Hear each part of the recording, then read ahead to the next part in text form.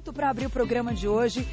É interessantíssimo e eu tenho certeza que muita gente vai se identificar. Até porque, nessa época do ano, com o frio, se a gente já tem uma dorzinha, elas ficam mais evidentes e, claro, se a gente não cuida, a longo prazo a gente sabe que pode ter problemas. E dores no joelho são sempre aquelas que nos pegam, principalmente as pessoas que querem praticar atividade física e não podem ou não conseguem porque tem dores no joelho.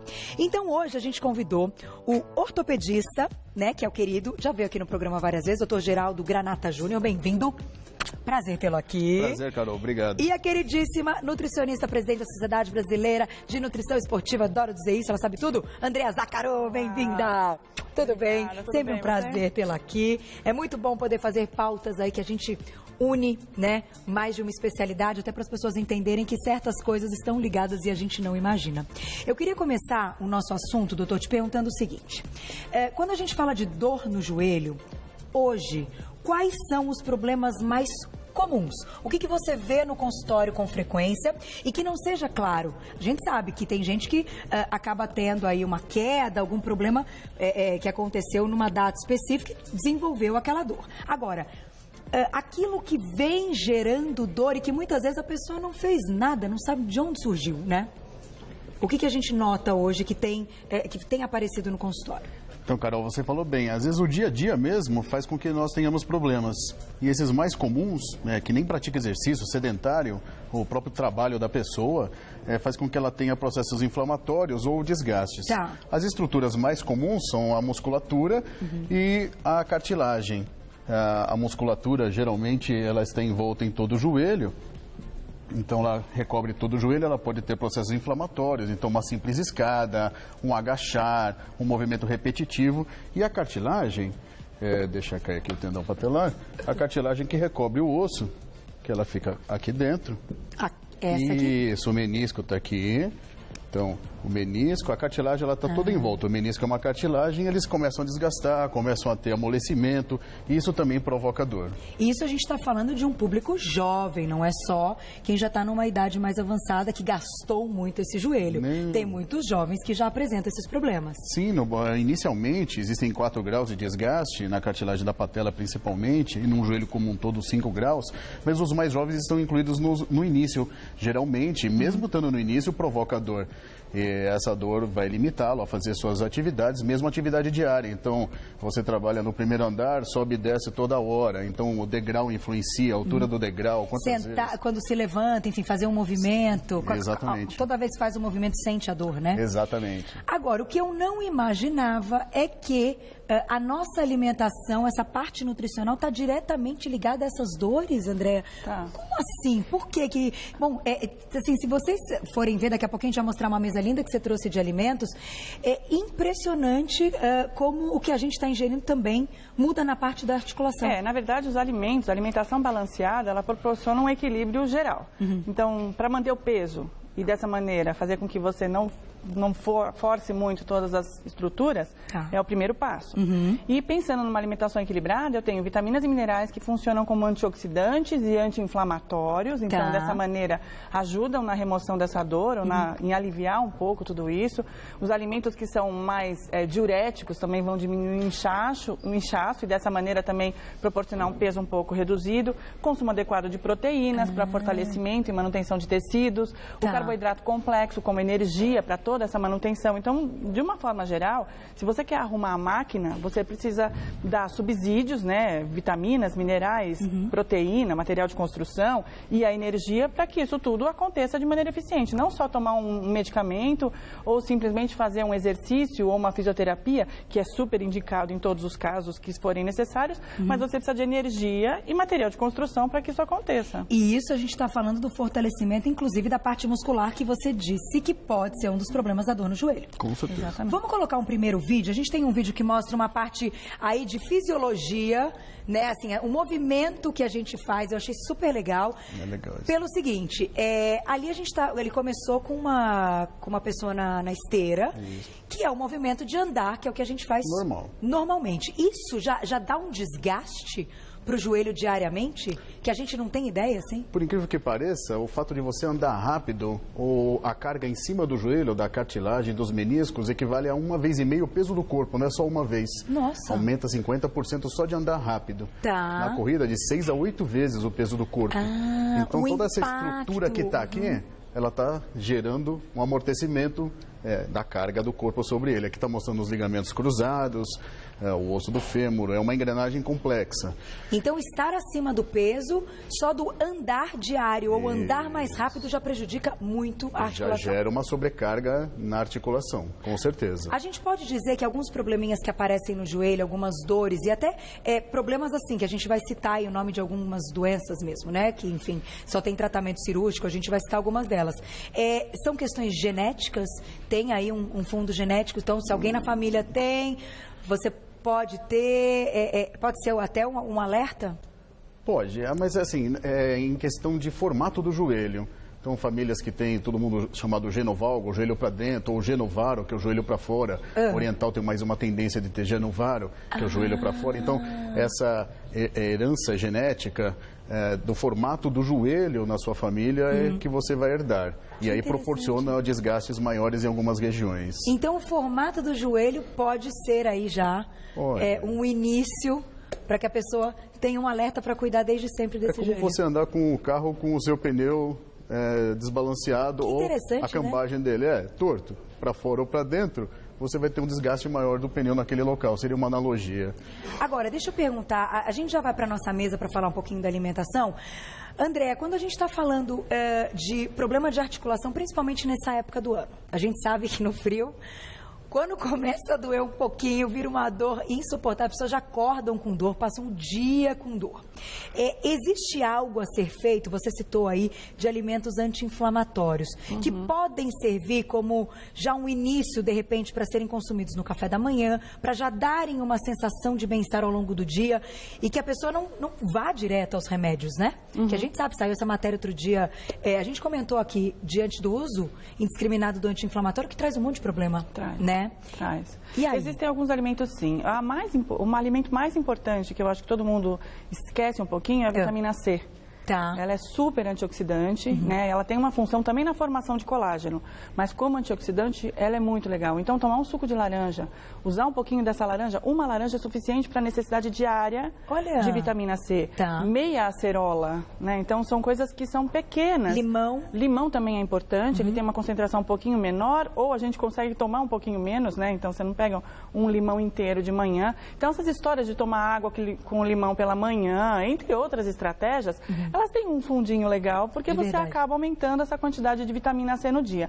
Mas de anti-inflamatório, se a gente aumentar a quantidade de ômega 3, que é muito legal, e a gente encontra ômega 3 em salmão, em semente de linhaça, em sardinha, em lata que seja, que é super barata e a gente consegue agregar isso na refeição, ela tem uma função importante porque o ômega 3, ele aumenta a permeabilidade da membrana.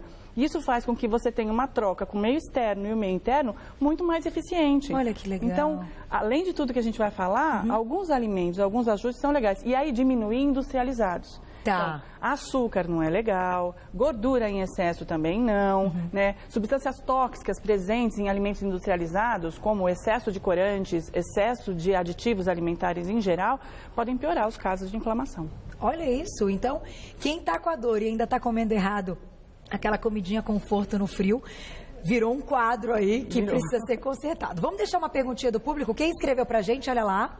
Perguntinha na tela. Um beijo, Mari, obrigada. As dores no joelho podem ser amenizadas com compressas de gelo? Eu nunca sei quando é o frio e quando é o quente, doutor. Com certeza, no processo traumático agudo, como você falou, existe um episódio que causou aquilo, seja um esforço, um trauma, o gelo é importante. Tá. Fazer o gelo. E esse gelo também tem tempo, você tem que deixar ele no máximo 20 minutos, não exagerar, não adianta deixar o gelo mais de que 20 minutos, porque vai provocar outros problemas. Então, gelo, 15 minutos, colocar uma proteção na pele para não queimar sua pele, senão vai lhe causar um ferimento, uma úlcera, uma toalha, nem que ela seja mais grossa, mas a transmissão do frio vai passar. Tá. Então, gelo 15 a 20 minutos, não mais que isso. E quando a gente usa o quente? Que fala, põe uma bolsinha quente. Então, o quente, ele é depois. Então, o quente, você imagina, você falou, no frio nós temos dores no joelho, a gente sabe, a gente vira o homem do tempo. Vira o homem do tempo porque você tem desgaste da cartilagem. Se você tem desgaste da cartilagem, ou se você já teve algum tipo de fratura, você vai virar o homem do tempo. Então, aí o calor ajuda. As pessoas que têm desgaste da cartilagem da patela ou que têm artrose, desgaste generalizado, as pessoas com mais idade, a idade mais avançada, se elas fizerem gelo, geralmente vai ter mais dor. Então, o calor ajuda bastante. Eu falo para as minhas pacientes, para as minhas senhoras, aqueça o seu joelho, põe uma bolsa de água quente, põe uma mantinha em cima do joelho, é uma maravilha, elas se sentem muito bem. Então, aí são casos específicos. Mas eu vou comentar, a gente tem inclusive umas imagens, aí vou pedir para o meu diretor, que tem algo que está muito na moda. Afinal, quando a gente está falando de dor no joelho, está falando de alimentação, atividade física vem à cabeça. Eu sei que tem muita gente que tem problemas no joelho, que a primeira coisa que pensa é, vou ter que parar o meu treino. E isso, claro, tem um lado saudável, que você vai recuperar o joelho, e o outro para a saúde, que é o prejuízo de não fazer o exercício. E aí, tá na moda, e lá, ó, na escadaria, aí é a escadaria, né, Sumaré, que virou um boom. Blogueiras vão treinar por lá, tem uma galera... Olha isso de final de semana, fica cheio aí de escolas, enfim, de treinamento. Só que eu queria entender até que ponto, eu queria ouvir a opinião dos dois, do querido Dr. Geraldo, que é ortopedista, e da Andréa, nutricionista. Até que ponto um treino na escada, ele é bacana, ele pode comprometer a saúde do joelho, doutor? E aí? É mais complicado você fazer esse tipo de exercício do que benéfico. Você está correndo muito mais riscos. Porque você acha que a escada está lá e você vai fazer o seu exercício como está mostrando ali na imagem. Só que a altura do degrau influencia. O seu joelho tem que ser um joelho bem alinhado, não pode ser um joelho nem torto para fora, nem para dentro. E principalmente a sua patela, que ninguém dá atenção a ela, a população, os médicos dão, mas a população não. Se a sua patela estiver levemente deslocada para fora, que é o mais comum, devido a você ter o joelho um pouquinho para dentro, complementando, você vai gerar um esforço sobre a cartilagem, aquela imagem anterior a gente mostrou, e você vai estar desgastando a sua cartilagem da patela. Isso é uma coisa complicada. Então, o ideal, de repente, até porque a gente sabe que tem efeitos, e a Andréa pode dizer bem, é um treino que acaba sendo um treino de gasto calórico bacana, que a gente tem, né, um esforço muito grande. Você acha que tem, então, um limite, que até pode, mas pode... Então, como nutricionista, eu tenho muito receio nesse tanto de atividade física que o pessoal anda fazendo. Eu acho que um pouco de atividade física é muito bem-vinda, né, óbvio, mas sempre orientada. E as pessoas, elas estão achando que entrar numa academia e fazer qualquer modalidade, fazer qualquer coisa, porque gasta mais calorias por minuto, é o ideal. E tem que ser uma orientação de um profissional, junto, né? Da educação física, passar pelo exame médico, desde a parte toda estrutural, como a gente está falando, para saber qual é o movimento que ele pode fazer ou não. A gente usa salto pra caramba, né? Será que é interessante a gente fazer determinados exercícios porque a gente já prejudica, entre aspas, tal estrutura? Então, acho que tem que ser bem orientado e não entrar na moda de todo mundo fazer alguma coisa. Porque moda virou. Inclusive, quem não mora em São Paulo e não conhecia a escadaria, e a gente quis colocar as imagens para o pessoal acompanhar. E, assim, esse lance até da atividade física... Bom, da escadaria a gente já vai para a corrida. A corrida também é um esporte democrático, que as pessoas têm feito com frequência. Eu defendo a corrida aí. Temos imagens também, eu acho um esporte muito bacana, exatamente por ser democrático, por ser de graça. Você tem lá sua roupa e seu tênis, você vai. Até que ponto, então, doutor, uma pessoa pode escolher a corrida como atividade física pensando no joelho? O ideal é fazer exames antes de começar para descobrir se tem alguma alteração no joelho? Carol, como a Andréa falou, você sair fazendo qualquer atividade a esmo, sem pensar, sem avaliar seu joelho, escolha a corrida, escolha andar rápido. Porque você vai andar geralmente num plano, se for possível, você não vai dobrar muito o seu joelho, é um ato normal, é um ato extremamente barato e que não vai lhe gerar muitos problemas e, pelo contrário, vai lhe gerar mais benefícios. Olha que legal, então a corrida é uma boa escolha. Em vez de escadaria, faça correria. Correria, gostei. Agora, e a pessoa que já começa sentindo uma dorzinha? O fato dela começar um exercício, ou mesmo andando e tal... Pegou. O que deve ser feito? Parar imediatamente? A dor, mesmo ela sendo forte, ela pode não ser uma dor de origem de uma complicação muito grande do joelho. Um processo inflamatório meramente dos tendões, do tendão da pata de ganso, que é o mais comum, ou do tendão patelar, gera uma dor grande para esse paciente.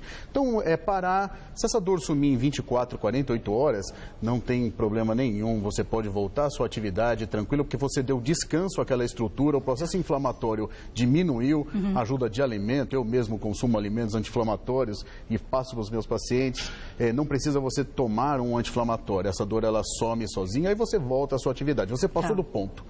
Você exagerou. Foi um alerta. Um alerta. Depois pode voltar tudo ao normal. Agora, no caso da alimentação, André, você trouxe um monte de coisa. Olha como a mesa tá linda. Você comentou agora há pouco do ômega 3.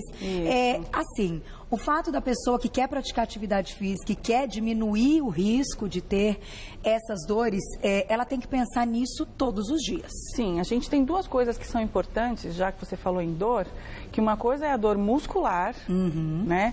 E que quem está sem atividade física nenhuma e começa a fazer alguma atividade física vai sentir.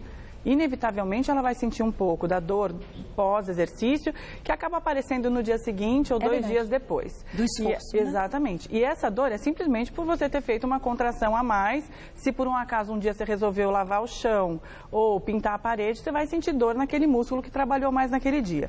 E aí tem as estratégias de recuperação, e aí a gente está falando numa quantidade de carboidratos, de proteína, para recuperar esse músculo. Então a proteína é fundamental para você fazer a fibra muscular.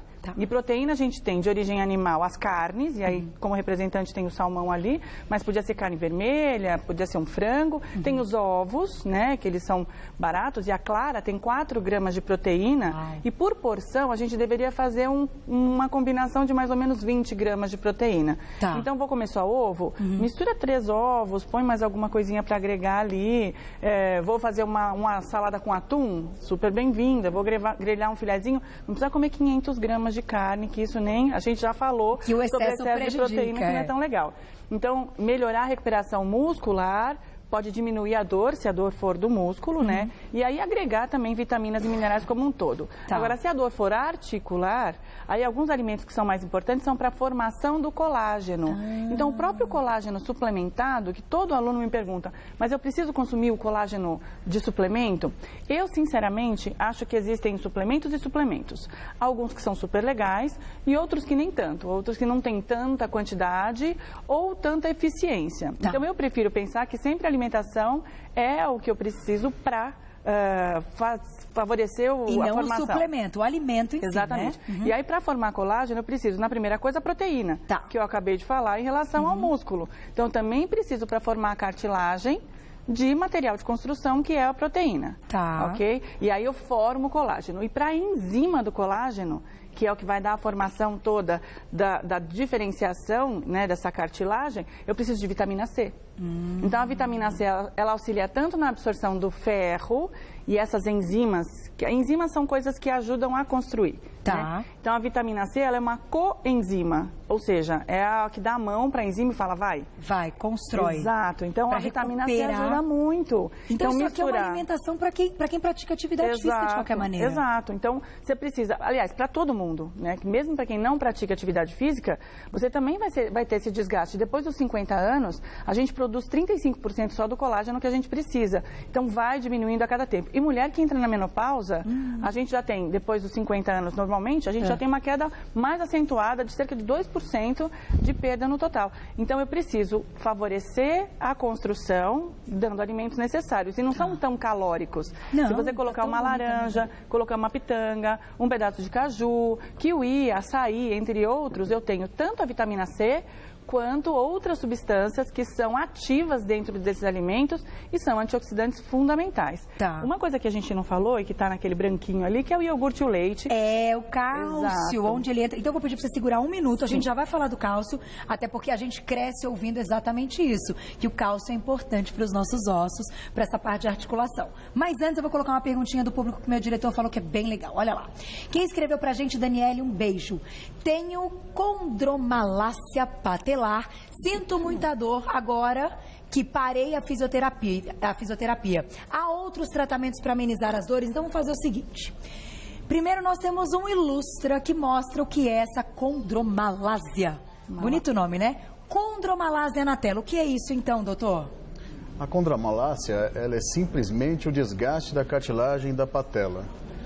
E muitas pessoas têm isso, têm dor no joelho que elas não dão a mínima importância. Eu tenho essa dor diariamente, eu vou levando. Não, está errado. Você está tendo um desgaste da cartilagem da patela por causa daquele movimento. Você está vendo a patela encaixando no fêmur e ali tem um atrito. Esse atrito tem que ser equilibrado. A patela é um osso que ela está presa somente por tendões e músculos. Então ela é flutuante, ela pode, se você tem um músculo lateral mais forte, ela vai estar desviada para o lado lateral. Se você tem um músculo interno mais forte, isso acontece ao contrário, mas o importante é ela estar centralizada, como mostra aquela imagem. Ela estando centralizada, a força exercida sobre a cartilagem é a mesma em todo o movimento. Tá. Por isso que a escada é complicada você fazer um movimento de subida e descida da escada, principalmente de descida, que é onde você faz mais esforço, porque você vai gerar uma pressão maior sobre aquela cartilagem. E dependendo do número de passos que você dá, você vai repetidamente 1000 vezes, 2000 vezes fazer força naquela cartilagem e ela vai desgastar. Agora, na pergunta da Dani, ela perguntou a respeito aí do que fazer agora que ela parou fisioterapia. Então, vamos fazer o seguinte, diretora, a gente tem um vídeo curtinho que a gente foi conversar com um fisioterapeuta, também para saber os tipos de exercício, tanto para prevenção quanto para o tratamento, quando a gente tem aí essas dores que o doutor comentou. A parte da alimentação, gente, não pode esquecer, mas os exercícios são sempre bem-vindos. Tá no ponto aí, Mar? Olha lá, olha o que ele contou. Hoje eu vim falar um pouco de dor anterior de joelho, que é um problema muito comum na população feminina, entre 15 a 40 anos de idade, e as pesquisas têm demonstrado uma grande prevalência, onde cada 4 mulheres, uma tem esse problema. Então, estou demonstrando alguns exercícios, tanto preventivos como terapêuticos, que sejam simples e que tragam um grande resultado, seja onde quer que você esteja, na sua casa ou dentro de academia. Então, a gente vai demonstrar alguns fortalecimentos da musculatura pélvica e abdominal, onde os estudos têm mostrado que esses exercícios tão simples e eficazes tiram em média 25% da carga do joelho, seja para qualquer problema, cartilagem, menisco ou tendinites do joelho que você tenha. Se você esteja praticando atividade física e está pensando em prevenção, pode realizá-los também. A gente demonstrou alguns exercícios específicos para joelho, onde é preservado principalmente a angulação na cadeira extensora, que é de 90 a 45 graus, e alguns agachamentos, seja numa perna ou em 2 pernas, com peso ou sem peso, onde você pratica na angulação de 0 a 45 graus. Essas angulações são muito bem estudadas e mostram que não força, não prejudica a cartilagem ou outras estruturas importantes que você tem acometimento no joelho. Alguns cuidados que a gente deve ter em casa, principalmente sem supervisão, no fortalecimento do quadril, tomar aqueles cuidados narrados na nossa filmagem, que demonstram um bom posicionamento da perna, um bom posicionamento da mão em relação à bacia, e o exercício onde você está de barriga para baixo fazendo a elevação da perna, não elevar muito a perna para não sobrecarregar a musculatura lombar. Senão no outro dia você pode desenvolver alguma dor nesta musculatura. Alguns cuidados em relação aos agachamentos é manter um bom posicionamento do tronco, com um pouco de contração abdominal, deslocando bem a pelve para trás, para não gerar muita sobrecarga no joelho. Hoje, devido ao número crescente, cada vez mais crescente de praticantes de atividade física, principalmente a corrida, por ser um esporte de baixo custo e grande eficácia nos resultados estéticos e físicos, a adesão da corrida tem aumentado e, consequentemente, os problemas de joelho. Então, esses exercícios são eficazes, onde os grandes grupos de prevenção de lesões em atletas têm utilizado não só aqui no nosso país, como fora dele também. Vale a pena lembrar que é sempre importante uma consulta médica ou fisioterápica para esclarecer melhor suas dúvidas ou se necessita de maiores atenções médicas e fisioterápicas.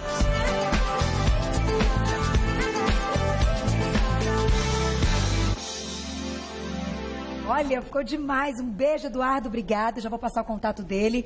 Quem quiser entrar em contato com o Eduardo, que mostrou aí os exercícios, fisioterapeuta, 5539-1770. E o site IEM fisioterapia.com.br. Muito obrigada, adorei as imagens. Agora, o doutor queria completar alguns outros tratamentos. Então, além dos exercícios, para prevenção e também para o controle, né? Como a gente viu que também muitas vezes tem que ser um controle. A nossa telespectadora falou que parou de fazer a fisioterapia, as dores voltaram. Quais outras possibilidades? São 4 pontos simples para você controlar sua condromalácia. Primeiro ponto é o seu dia a dia. Seu dia a dia é super importante, você tem que ver o que no seu dia a dia está causando o esforço na cartilagem da patela. Então, uma escada, agachar, a professora primária que agacha. Segundo ponto, fisioterapia. Fisioterapia, como complementando o que eu estava falando antes, é para você reequilibrar o posicionamento da sua patela. Então, para você fazer que a sua patela não vá nem muito para lateral, nem muito para interno. Então, você mantendo o equilíbrio muscular e o alongamento da musculatura posterior, que é muito importante, você vai manter a sua patela equilibrada. Porém, a gente não falou ainda de alguma coisa para a cartilagem. Nós estamos reequilibrando o posicionamento e diminuindo a pressão. Então, aí entram os condroprotetores, que o principal deles é a diacereína, é o nome médico dela, não é comercial. A diacereína é muito importante hoje no mundo. E outras coadjuvantes são o sulfato de glicosamina e o sulfato de condroitina. Isso para ser? Isso para ser tomado via oral. Ah, é via oral. Via oral.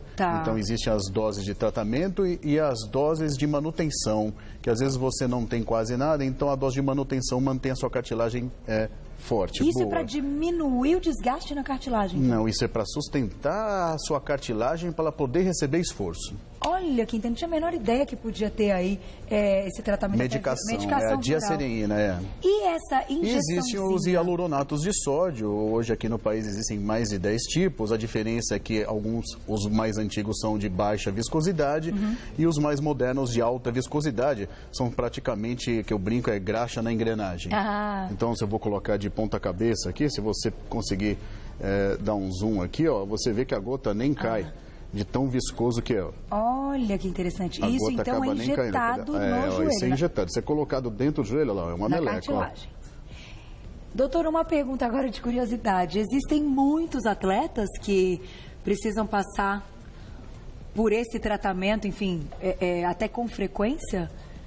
Para continuarem, muitos. né? Para poderem manter a profissão. Em países da Europa, como França, isso é feito em atleta preventivamente, você nem tem nada. Entendi. Na última visita que eu fiz lá, um centro de traumatologia esportiva, esse produto ele é feito em 450 mil por ano. Isso daqui é usado 450. Então, até como prevenção. É para utilizado corredores, em jogadores de futebol. Primeiro mundo, isso. Jogadora de basquete já nos procurou para injetar. E como chama então esse? O nome médico é hialuronato de sódio. Só que não são todos iguais. Existem os de baixa viscosidade, nós estamos estudando isso na Universidade Federal de São Paulo, lá no grupo do joelho, que eu faço parte, e os de alta viscosidade. Existe essa diferença, essa gama em relação aos vários produtos, não é a mesma coisa. Falou em hialuronato de sódio, a primeira pergunta é, você está usando que tipo de produto? O de baixo ou o de alta? Porque esse daqui o público viu e deu para ver aqui, ele é praticamente um óleo de alta densidade. Que são diferentes. Então. Tem uma colocação que eu acho interessante. As pessoas que fazem os tratamentos via oral, né, muitos pacientes reclamam de desconforto gástrico, porque a ideia é que você não fique muito tempo com o estômago vazio e que isso vai causar uma certa acidez. E as pessoas acabam tomando em jejum os medicamentos e aí acabam ficando com um pouco de ardor, né, no estômago. Então, também tem esse cuidado de respeitar a alimentação, fazer o uso do medicamento, se sentir algum desconforto, alertar, né, comunicar ao médico, falar assim, olha, eu não estou aceitando muito bem. Tem alguma coisa para ingerir abandonam. Antes do medicamento? A ideia minha, inicial, seria que fizesse o consumo de algum café da manhã, se a ideia fosse nesse momento, né? E não muito pesado, né? Mas o suficiente para dar uma forradinha no estômago. Barriguinha cheia. Exato, simplesmente para promover. Não é só proteína. É bom que fique claro que as proteínas, leite, iogurte, ovo, então as pessoas fazem crepioca e não usam a tapioca e usam só a clara, ou mesmo salmão, atum, as proteínas aumentam a acidez, porque você precisa do ácido para quebrar a proteína. Então, às vezes você pode falar, eu vou tomar só um iogurte puro e depois consumir. Só um leitinho? Não, tem que ser ser uma refeição contendo um carboidrato complexo, do tipo pão, aveia, alguma coisa do tipo, uma vitamina de fruta, alguma coisa assim, e depois auxiliar com alguma coisa via oral para melhorar. Carol, bom, pode falar, doutor. Você quer comentar também eu de falei alimentos. eu falei da diacerina, mas é o seguinte, vai comprar a diacerina, tem o nome comercial dela, mas não vai sair por aí tomando, o que a Andrea falou é super importante. Não Se pode. você tomar a diacerina de estômago vazio, não vai ser absorvido nem 50%, metade vai embora nas fezes. Então você tem que tomar a diacerina após uma refeição, e o ideal são 50 miligramas, você toma após o café da manhã e uma após o jantar. Tá. Então precisa ter algum tipo de comida no estômago para a diacerina ser absorvida. Mas 100%. é vendido sem prescrição médica? Não. Precisa? Precisa. Não, ótimo. Nossa, medicamentos que a gente descobre que precisam de prescrição médica, isso é ótimo, né? Acho que a gente mantém um controle aí e diminui esse uso abusivo. Agora, o que é interessante a gente falar também, a Andrea vai comentar a respeito do cálcio, que eu sei que é aquilo que a gente... Desde que a gente nasce, a gente ouve, né? Precisamos de cálcio para fortalecer os ossos, cálcio para fortalecer os ossos. Então, eu quero entender até que ponto ele participa dessa nossa conversa. E o doutor comentou há pouco, enquanto a gente estava acompanhando o vídeo, que saíram aí os 3 principais alimentos, alguns estudos comprovando que podem ser superalimentos para o joelho, digamos assim, ou para dores em geral. Como é que a gente... Para cartilagem, eles são bons para cartilagem, seja qual cartilagem. Para qualquer cartilagem de articulação. Olha, que legal. Quais são eles então, doutor? Vamos lá. Então, é bem simples. Eu estudo bastante alimento por gosto, também faço exercício, então me ajuda a eu me manter bem e passar para o meu paciente também, porque como a Andrea falou, só tomar anti-inflamatório, essas coisas não é muito legal. Então, o principal, o top dele é a cúrcuma. Que vai estar na nossa culinária, né, dona Thaís? Vai ter cúrcuma, não vai? A carinha dela, ela já fez toda a pesquisa lá. É o açafrão da terra. Ele, assim, é o top. Eu brinco lá em casa...